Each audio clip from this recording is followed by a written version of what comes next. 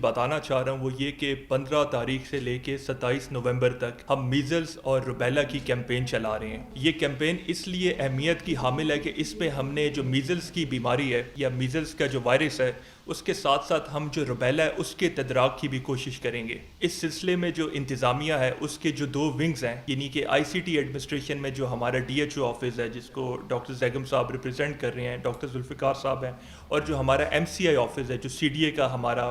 Health directorate ہے, یہ measles اور روبیلا کے حوالے سے ان کے سوشل موبیلائزرز ڈور ناکنگ کریں گے, لوگوں کو اویئرنیس دیں گے کہ وہ اپنے 9 ماہ سے لے کے 15 سال تک کے بچوں کو ویکسینیٹ کریں.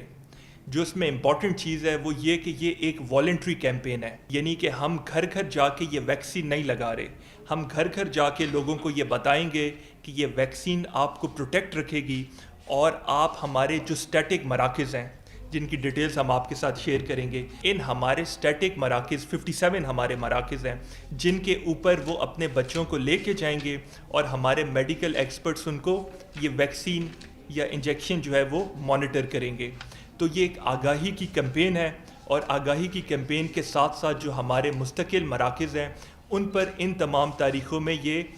ویکسین لگائی جائے گی. اس ویکسین کی بدولت آپ میزلز کی جو بیماری ہے یہ خسرہ جو ہے اور روبیلا کی جو بیماری ہے اس سے محفوظ رہ سکیں گے.